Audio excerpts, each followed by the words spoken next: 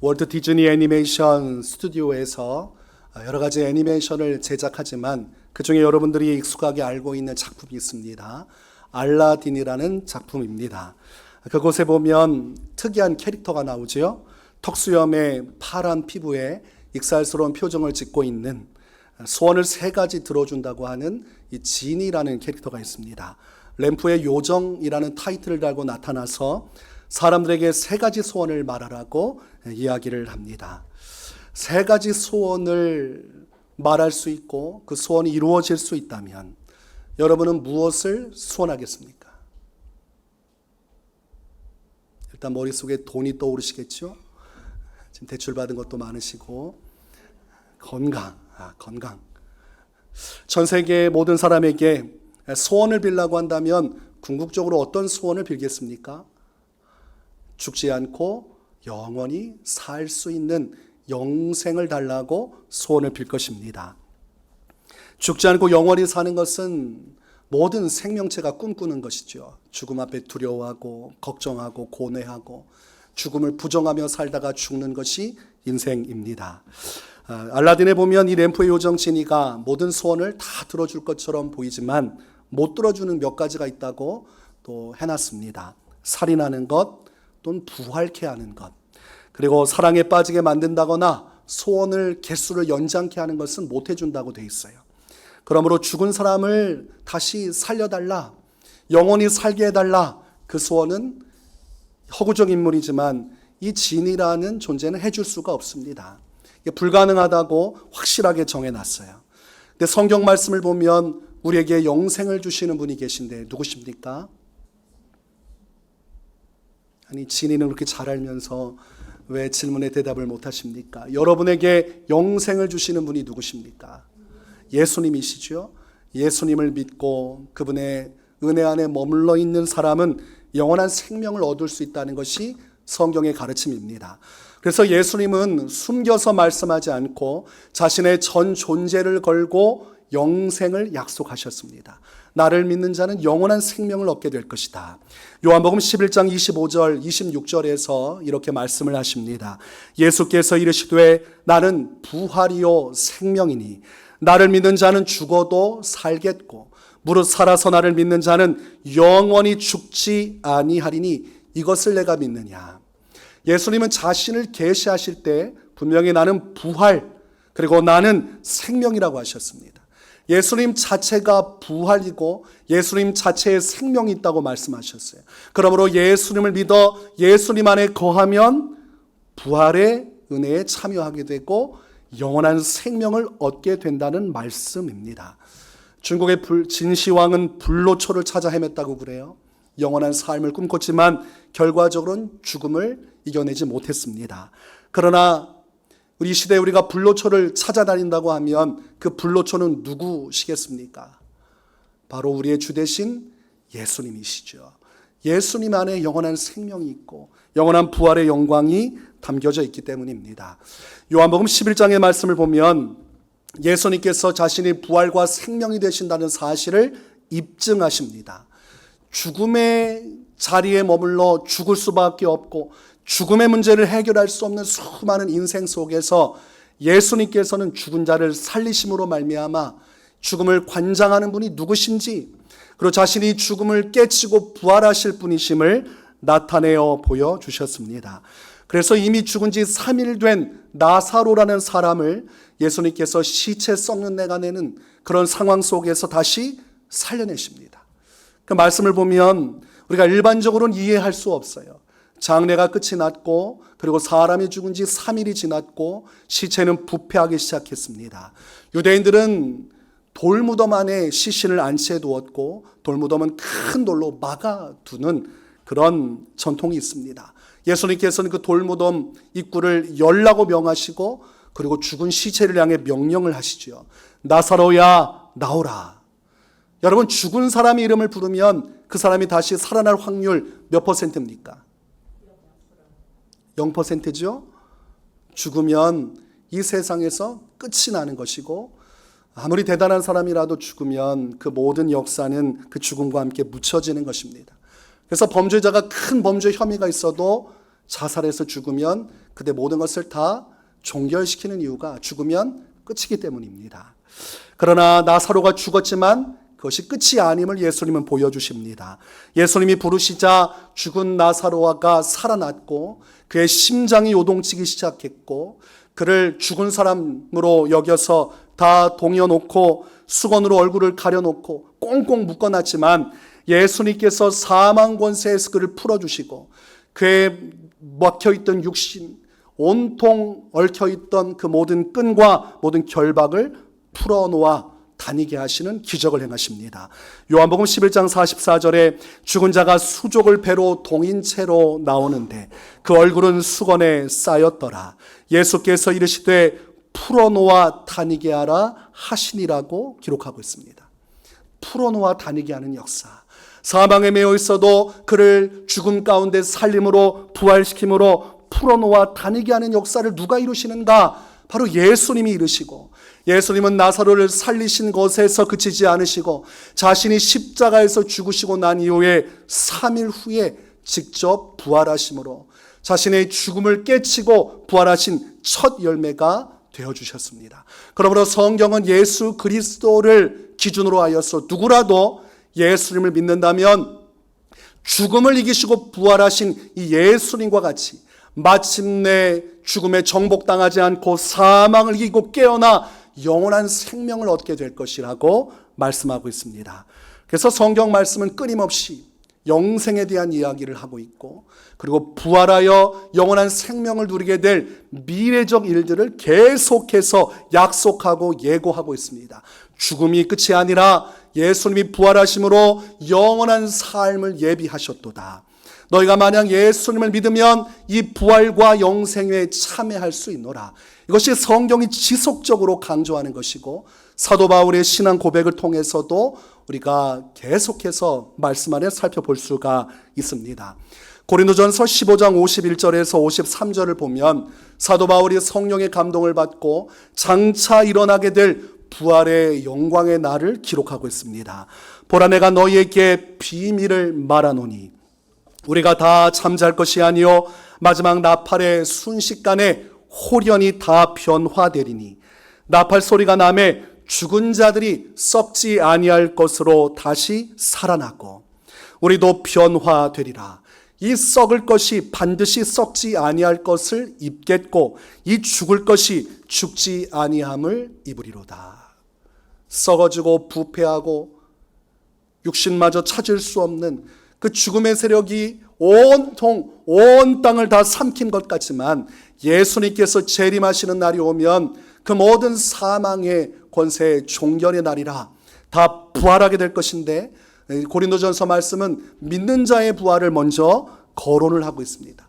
예수님이 재림하시는 날 공중으로 임하시면 그때 예수님을 믿다가 먼저 죽은 사람들, 성경은 그 사람들을 잠들어 있는 자들 이렇게 표현합니다. 죽어서 먼저 천국에 있던 자들이 예수님 재림의 때 같이 와서 가장 먼저 부활의 몸을 입게 되고 그때 살아서 믿음을 통해 예수님을 기다렸던 자들이 그들의 부활과 동시다발적으로 이후 부활해서 공중에서 예수님을 맞이하게 되는 것이죠. 성경에서 예수님께서 마태복음에 강조하셨던 신랑이 오매 이제 신부가 공중에서 신랑을 맞이해서 혼인잔치에 참여하는 날이 이를 것을 성경은 분명하게 말씀합니다. 그날에 온 땅에 나팔 소리가 가득할 때 예수님께서 공중으로 강림하시고 그때 천사장의 소리가 들리고 수많은 천군 천사가 온 하늘을 가득 채우는 그때 누가 그 부활의 영광에 참여하고 있습니까? 예수님을 믿는 여러분과 제가 그 첫 번째 생명의 부활에 참여해서 공중에서 예수님을 맞이하게 되는 것입니다. 그것이 성경에서 말씀하고 있는 장차 일어날 믿음의 결과, 부활과 영생의 날에 대한 약속입니다. 그러므로 성도의 소망은 어디 있어야 하는가? 성도가 이 세상을 살아가면서 마음속에 간직하고 바라보아야 할 소망은 바로 예수 그리스도 안에서 이루어질 부활의 날. 그때 부활하여 영원한 생명에 참여하는 것이야말로 성도의 심령 안에 있어야 할 소망이요.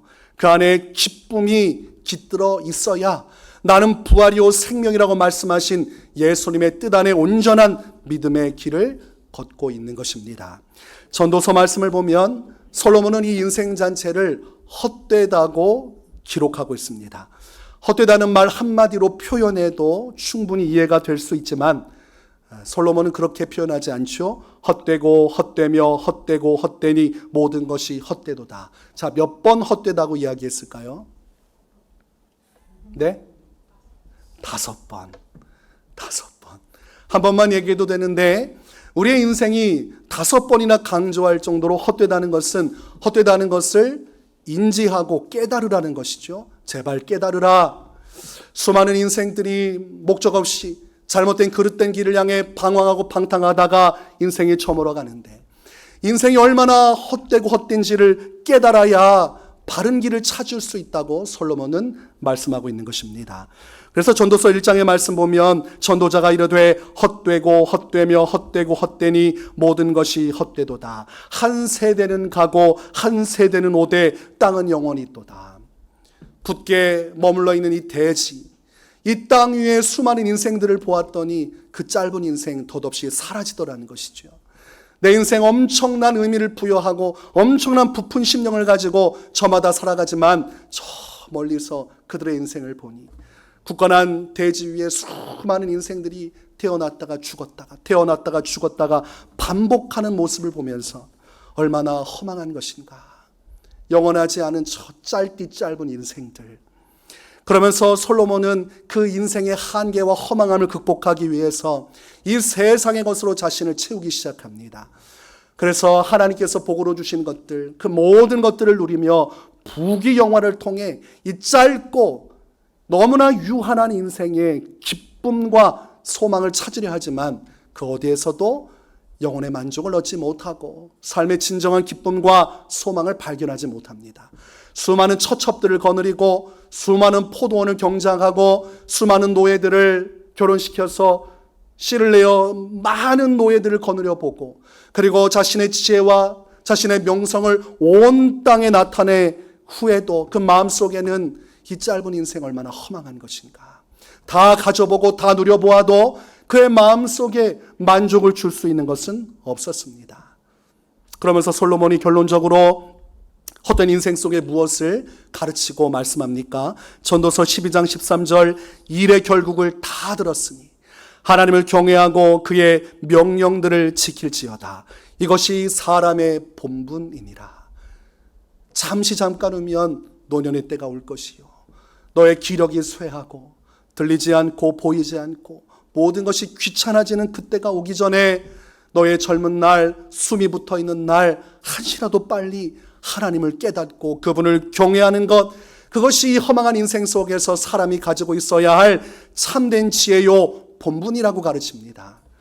그러면 누군가는 반문하죠. 인생이 이렇게 짧고 허망한데 그 허망한 인생 하나님을 경외한다고 해서 그 인생의 유한함과 허망함이 극복됩니까? 어차피 인생은 아무 의미가 없는 것이라면 하나님을 경외하는 신앙도 의미가 없지 않습니까? 그러나 솔로몬은 지금 무엇을 말하는 것입니까? 이 땅의 것이 허망하니 이 땅에서 하나님을 경외함으로 허망하지 않은 저 영원한 영생의 날을 준비하라고 말씀하는 것입니다. 이 땅의 짧은 인생 허망한 것에 너의 인생의 목적과 의미를 두지 말고 다 가져보고 누려보았어도 아무런 의미 없는 억하는 소리와 함께 죽어 사라져 썩어져가는 인생이 아닌 이제 하나님을 경외함으로 그분이 예비하신 저 영원한 영생의 날들, 그 날을 꿈꾸고 소망하며 살다가 그 영원한 나라에 들어가는 것이야말로 참된 행복과 기쁨이라고 우리에게 말씀하는 것입니다.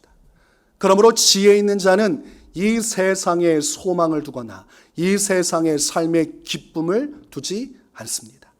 그래서 성경에 나오는 믿음의 사람들의 공통점은 이 땅에 소망을 두고 이 땅의 신앙의 것을 마련하기보다 이 땅의 것이 아닌 보이지 않는 저 영원한 천국, 본향을 꿈꾸면서 그 천국에 들어가 영원한 삶을 누리기를 소망하고 기대하면서 날마다 믿음으로 그렇게 하루하루를 살아갔죠. 그것이 솔로몬이 추구했던 지혜의 삶이었고, 그러므로 믿음의 사람은 참으로 지혜로운 사람들이었고 그 지혜를 통해 영생을 얻게 되었습니다. 오늘날 우리가 말세의 시대를 살아가지만 저마다 인생을 살아가는 목적이 다릅니다. 인생의 소망이 다르고 인생에서 기쁨을 찾는 방법이 달라요. 그러나 예수님을 믿는 사람이라면, 정말 예수 그리스도 안에 있는 사람이라면 인생의 소망과 기쁨은 한 가지로 귀결되어야 하고, 그것은 예수 그리스도 안에서 약속하신 바 저 영원한 날에 대한 것이어야 합니다. 누가복음 10장에서 예수님께서 각 제자들을 마을로 보내십니다. 그들을 짝지어서 각 마을로 보내어서 하나님의 말씀을 전하라 하셨고, 그들이 말씀을 전하실 때 놀라운 일들이 벌어집니다. 병든 자들이 고침받고 귀신 들린 자들에게서 귀신이 쫓겨나기 시작해요. 얼마나 놀랍습니까? 평범하고 단조로웠던 인생 속에 기적의 역사가 나타나는 것을 보니 그들의 마음이 심히 기뻐 요동치기 시작했습니다. 그래서 선교 활동을 다 하고 나서 예수님께 왔을 때 그들이 기쁜 마음에 들떠서 이렇게 말합니다. 주여, 주의 이름이면 귀신들도 우리에게 항복하더이다. 야, 예수님 대단하십니다. 예수님의 이름으로 귀신들이 쫓겨나는데 제 가슴이, 심장이 떨려서 요동쳤습니다. 놀라운 경험을 했습니다. 얼마나 제자들이 기뻐했는지 몰라요. 그때 예수님께서 그런 들떠있는 제자들에게 아주 중요한 말씀을 주십니다. 누가복음 10장 18절에서 20절에 이렇게 말씀하십니다. 예수께서 이르시되 사탄이 하늘로부터 번개같이 떨어지는 것을 내가 보았노라. 내가 너희에게 뱀과 전갈을 밟으며 원수의 모든 능력을 제어할 권능을 주었으니 너희를 해칠 자가 결코 없으리라. 너희는 못 보았지만 나는 사탄 마귀가 하나님의 진노를 받아 이 땅으로 추락하는 것을 보았고, 그가 그 권세로 사람들을 해하려 하나 이제 내 이름으로 너희가 나가면 너희는 능히 그 마귀와 싸워 이길 것이요 믿는 자를 해칠 수 있는 권세자는 누구도 없으니 너희가 기뻐하는 것은 마땅하고 합당하니라. 그러면서 예수님께서 20절에 뭐라고 말씀하십니까? 그러나 귀신들이 너희에게 항복하는 것으로 기뻐하지 말고 너희 이름이 하늘에 기록된 것으로 기뻐하라 하시니라. 잠깐 너희가 이 표적을 통해서 기뻐할 수는 있겠지만 너희가 진정으로 심령 안에 가지고 있어야 할 기쁨은 이런 표적에 있는 것이 아니라 바로 너희가 나를 믿음으로 말미암아 얻게 될 영원한 영생, 너희 하나님 나라 생명책에 너희의 이름이 기록되어 있다는 이 사실, 그것이야말로 너희가 이 땅을 살아가면서 믿음 생활을 하면서 너희의 심령에 가지고 있어야 할 근원적인 참된 기쁨이라고 말씀하고 있습니다. 다른 거 다 사라져도 너희 안에 가질 기쁨은 너희가 구원을 받았고 영생을 얻었고 장차 부활하여 영원토록 하나님과 함께 있는 그것이야말로 너희의 소망이요 기쁨이라고 말씀하고 있습니다. 여러분, 성도가 이 부활의 소망이 없다면, 성도에게 영생에 대한 소망과 또 그것을 생각할 때마다 그 안에서 누리게 될 영광의 날을 바라보는 그 기쁨이 없다면 문제가 심각해집니다. 왜 문제가 심각해지냐면 믿음의 변질과 타락이 반드시 따라오게 되어 있기 때문입니다. 우리가 어떤 중심을 가지고 신앙생활하는가, 그 중심, 그 목표점이 무엇인지에 따라 신앙은 곧게 펴져 마침내 승리하기도 하지만 신앙이 그릇된 길로 가서 파선에 이르게도 하는 것입니다. 내가 성도로서 지금 삶에 기쁨이 없다. 그것은 지금 나의 소망이 어딘가 잘못된 것에 있다는 것을 나타내는 것이죠. 내가 만약 부활과 영생의 날들을 꿈꾸며 그 날들을 소망하며 기쁨으로 살아가면 지금 삶에 아무리 어려운 일이 오고 내 삶에 여러 가지 마귀의 시험이 찾아와도 끄떡없지요. 예수 그리스도 안에서 주실 그 영광의 날, 최후의 승리를 나를 바라보는 그 안에서 모든 것을 이기고 그 안에서 모든 것을 견뎌낼 수가 있습니다. 그러나 내 안에 기쁨이 없다, 내 안에 만족이 없다는 것은 지금 뭔가 이 세상의 것에 마음의 소망을 두고 이 세상 속에서 기쁨을 찾고 있기 때문에 계속해서 교회 다니면서도 마음의 허덕임을 가지고 살아가는 것이죠. 나는 왜 신앙생활하는데 내 안에 기쁨이 없는가? 그것은 목표점이 잘못됐기 때문입니다. 지금 마음의 소망이 엉뚱한 것에 다다르고 있기 때문입니다. 교회 나와서 예수님을 믿고 의지하는 이유가 좋은 직장 생활에 가서 평탄한 인생 사는 것이 목적인 사람은 예수님 믿다가 하나님께서 은혜를 주셔서 좋은 직장에 들어가고 삶이 안정되기 시작하면 그때부터 믿음의 변질이 시작됩니다. 그때부터 신앙의 원동력이 떨어지기 시작해요.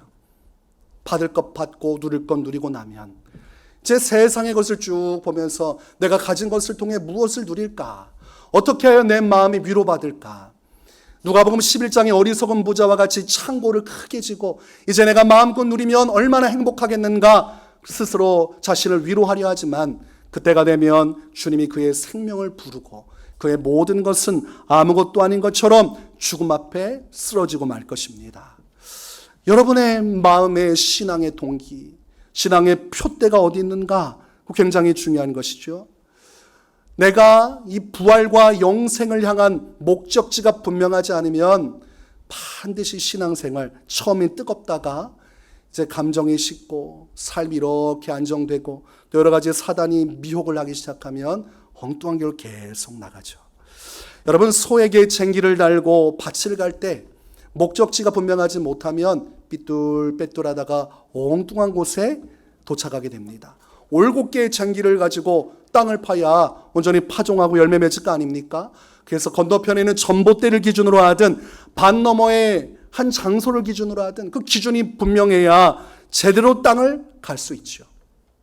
인생 살면서 목적이 분명해야 또한 목표를 이룰 수 있는 건 아닙니까? 여러분 살면서 학교 생활을 하든 직장 생활을 하든 항상 목표점을 주고 그 목표를 향해 달려가는 것 중요한 줄 알고 있지 않습니까? 그러면서도 신앙 문제에 있어서는 이 목표가 중요하다는 사실을 잊고 살아가요. 그래서 문제가 터지게 됩니다. 신앙의 표대가 분명해야 되고 사도 바울은 그 신앙의 목적지, 표대가 분명한 사람이었습니다. 빌립보서 3장 13절과 14절에서 형제들아 나는 아직 내가 잡은 줄로 여기지 아니하고 오직 한 일, 즉 뒤에 있는 것은 잊어버리고 앞에 있는 것을 잡으려고 표대를 향하여 그리스도 예수 안에서 하나님이 위에서 부르신 부름의 상을 위하여 달려가노라. 사도 바울의 표대가 이 세상에 있습니까? 이 세상의 것에 매여 있지 않죠? 사도 바울이 가지고 있는 삶의 소망, 삶의 기쁨은 이 세상에 있지 않습니다. 그는 하나님 나라, 그분의 나라에 들어가서 그분이 주실 영광스러운 순간을 소망하고 그 안에서 삶을 살아갔어요. 그래서 이 세상적으로는 참으로 귀하디 귀한 많은 가치들을 부정했습니다. 그가 가지고 있었던 지식들, 그 지식으로 얻게 될 명예들, 그리고 수많은 성공적인 미래 일들을 다 포기했습니다. 사도 바울은 자신의 지식, 자신의 명예, 자신의 성공의 근거가 될 그 모든 것들 예수님 한 분을 얻기 위해 버렸습니다. 전통과 율법 안에 살아왔던 바리새인 중에 바리새인이었던 자신의 과거에 있었던 회당 중심의 신앙, 유대인 중심의 신앙도 다 저버리고 자신의 형제와 가족들에게 배척받으면서도 오직 한 분이신 예수님을 따라간 이유, 그 예수님의 뒤를 따라 그 예수님이 예비하신 그 영광에 이르는 그날을 꿈꾸었기에 과감하게 이 땅의 것을 버렸습니다. 빌립보서 3장 10절에서 11절에 내가 그리스도와 그 부활의 권능과 그 고난의 참여함을 알고자 하여 그의 죽으심을 본받아 어떻게 해서든지 죽은 자 가운데서 부활에 이르려 하노니. 무슨 말입니까? 내가 어떤 대가를 지불하더라도 나는 반드시 저 부활에 이르러야 한다는 확고한 목표점이 있었습니다. 내가 가진 것 다 버려서라도 내가 어떠한 고난을 감수해서라도 나는 예수님께서 이루시는 그 재림의 날, 그 역사적인 생명의 부활의 날에 반드시 그곳에 있어야만 한다는 것이 사도 바울의 인생의 목표, 표대였습니다. 이것이 명확하게 인생에 꽉 하고 박혀 있었기 때문에 이것을 얻기 위해 불필요한 모든 것을 버릴 수 있었던 것입니다. 고린도전서 9장 27절에 내가 내 몸을 쳐 복종하게 함은 내가 남에게 전파한 후에 자신이 도리어 버림을 당할까 두려워함이로다. 사도 바울이 항상 주의하고 조심했던 것은 내가 복음 전하는 일을 통해 다른 사람은 하나님의 부활에 이르고 영생에 이르러 천국의 영광을 누리게 해놓고서 정작 내가 내 영혼을 돌아보지 않고 하나님 앞에서 내 영혼을 잘 관리하지 못해서 혹여라도 내가 하나님의 구원에 이르지 못하는 그러한 일들이 일어나지 않도록 하기 위해 사도 바울은 항상 자신의 믿음과 자신의 신앙을 점검하고 내가 바로 예수님을 믿고 있는지, 내가 그 믿음 안에서 예수님께 순종하고 있는지, 내가 성령의 인도하심 안에 머물러 있는지 항상 주의하며 자신을 처소복종시키는 순종을 이루기 위해 최선을 다했습니다. 아프고 힘들고 지치고 낙심될 때에도 스스로 이를 악물고 내가 저 하나님의 영광에 이르는 그날을 꿈꾸며 마침내 일어서고 견디며 주어진 사명을 감당하며 끝까지 믿음 안에 머물러 있기 위해 최선의 노력을 다한 사람이 사도 바울입니다. 목표점이 분명하면 신앙이 요동하지 않아요. 내 인생의 소망과 내 인생의 기쁨이 부활과 영생인 성도는 절대로 흔들리지 않습니다. 여러분의 신앙의 목표점은 무엇입니까? 지금 여러분이 신앙생활하면서 가지고 있는 신앙생활의 궁극적인 소망, 여러분 신앙생활하면서 가지는 여러분의 기쁨의 원천은 어디에 있습니까? 예수 믿어 성공하는 겁니까? 더 좋은 집에서 살고 더 좋은 연봉을 얻고 그리고 더 나은 인생을 누리다가 사람들에게 높임받다가 사는 것입니까? 그것은 궁극적인 표대가 될 수 없습니다. 예수님 당시에 많은 이들이 예수님을 따랐습니다. 예수님이 가는 곳마다 기적의 현장이 벌어지니까 사람들이 박수를 치고 환호성을 질렀어요. 그래서 구름대같이 그 일대 사람들이 예수님이 가신다고 하면 정말로 벌떼처럼 몰려들었습니다. 사람들이 얼마나 인파가 몰려드는지 예수님께서 지상에서 땅을 딛고 설교하다가는 큰 문제가 생길 수 있으므로 배를 띄우고 바닷가에서 배 위에 올라서 말씀을 전하실 정도로 엄청난 인파들이 따라다녔습니다. 초창기에 그렇게 예수님의 표적을 보고 따라다녔지만 그러나 결과적으로 그 많은 사람들이 어디로 갔는가 중요하지 않겠습니까? 요한복음 6장 66절에 그때부터 그의 제자 중에서 많은 사람이 떠나가고 다시 그와 함께 다니지 아니하더라고 기록합니다. 초창기 때 이 표적을 보고 수많은 자들이 쫓아다녔는데 예수님이 하시는 말씀을 들으니 자신들이 관심 없는 얘기만 하시는 거예요. 자꾸 하나님 나라, 저 천국, 영원한 삶에 대한 이야기를 하니까 이 사람들이 왜 저런 고리타분 이야기를 하시나. 장장 내 삶은 배고프고 굶주리고 힘들고 헐벗고 괴로운데 정작 나의 삶에 이 표적을 나타내진 않고 왜 자꾸 뜬금없는 저 영원한 나라에 대해서 이야기하시나. 그들의 관심사가 예수님의 관심사와 달랐어요. 예수님을 따라다녔지만 그들의 목적이 예수님이 말씀하시는 말씀의 목표 지점과 달랐습니다. 그래서 처음에는 함께 할 수 있었지만 궁극적으로 목적이 다르면 결국은 헤어질 수밖에 없지요. 그래서 다 그 수많은 인파가 예수님을 다 떠났습니다. 얼마 남지 않은 소수만 남은 그때에 12제자에게 예수님이 물으십니다. 너희도 가려느냐? 그때 베드로가 나서서 예수님께 응답을 합니다. 베드로의 이 말을 통해서 왜 베드로가 수제자가 될 수밖에 없었는지를 알 수 있죠. 요한복음 6장 68절에서 69절에 베드로가 담대하게 이렇게 이야기를 합니다. 주여, 영생의 말씀이 주께 있사오니 우리가 누구에게로 가오리까? 우리가 주는 하나님의 거룩하신 자이신 줄 믿고 알았사옵나이다. 다른 사람들은 표적을 따라 예수님 쫓아다니다가 다 떨어져 갔는데 지금 베드로는 무엇을 꿈꾸고 소망하고 있어요? 영생을 꿈꾸고 있습니다. 영생의 말씀이 예수님 당신에게만 있고 당신을 믿고 따를 때 하나님의 영광에 이를 수 있는데 제가 어찌 이 많은 사람이 떠나간다고 해서 그들의 한 명으로 그렇게 예수님을 떠나가겠습니까? 저는 끝까지 예수님을 따라 저 영원한 영생에 이르기 위해 끝까지 함께 하겠습니다. 그것이 베드로의 고백이요, 오늘날 성도가 가지고 있어야 할 신앙 고백입니다. 환난과 핍박이 와도 내 삶에 어려움과 위기가 찾아와도 예수님 따라 저 천국에 들어간 소망을 가지고 예수님께서 마침내 공중으로 재림하실 때에 이미 먼저 잠들었던 성도들이 영광의 부활로 변화될 때 내가 먼저 잠들었으면 나도 그들 중에 있을 것이요, 내가 만약 살아서 믿음으로 예수님을 맞이했다면 나도 그 후에 부활하여 그 영광에 이르는 그 꿈이 여러분이 가지고 있는 신앙의 표대여야 하고, 그것이 여러분의 소망이어야 하고, 여러분이 세상을 살아가는 기쁨이어야 됩니다. 성도는 환경에 따라서 신앙이 왔다 갔다 흔들리지 말아야 할 이유고, 또한 이 표대가 분명하면 내가 돈 잘 벌고 또는 돈 못 벌고에 따라 신앙이 요동하지 않아요. 근데 세상에 소망을 두는 신앙은 돈 잘 벌면 열심히 신앙생활합니다. 시키지 않은 것도 열심히 해요. 목사님, 제가 하겠습니다.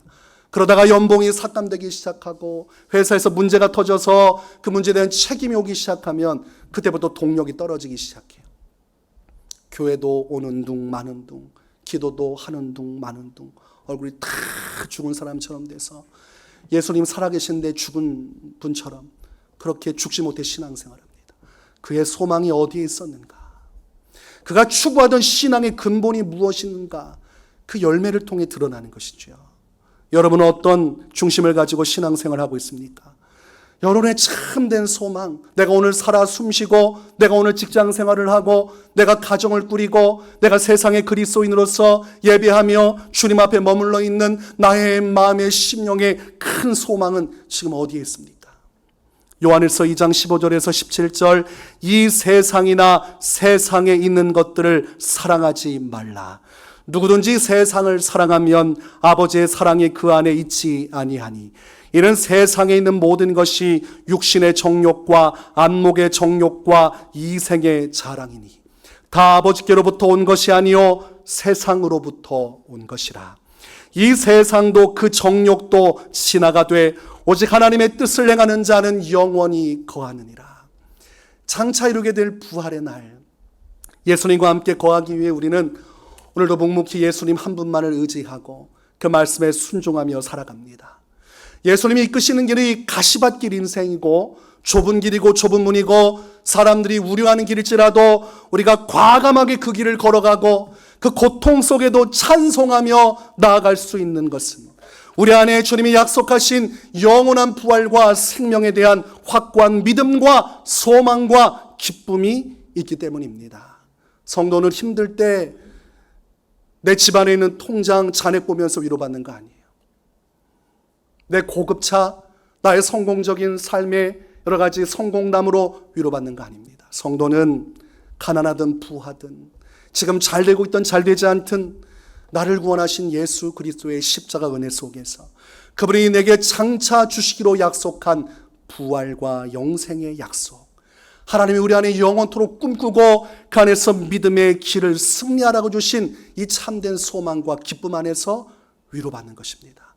그럼에도 불구하고 주님이 나를 사랑하시고, 그럼에도 불구하고 나는 부활에 이를 것이고, 그럼에도 불구하고 죽음을 넘어 영원토록 주님과 함께 있을 그날의 감격과 희망이 오늘 우리를 살아가게 만들 것이요, 우리의 믿음을 견고하게 만들며 우리의 신앙을 뿌리 깊게 내리도록 만드는 근본적인 이유가 되는 것입니다. 오늘 여러분의 마음, 심령, 성도로서 이 영원한 것을 소망하고 기뻐하며 그 표대를 향해 살아가시기를 주님의 이름으로 축원합니다.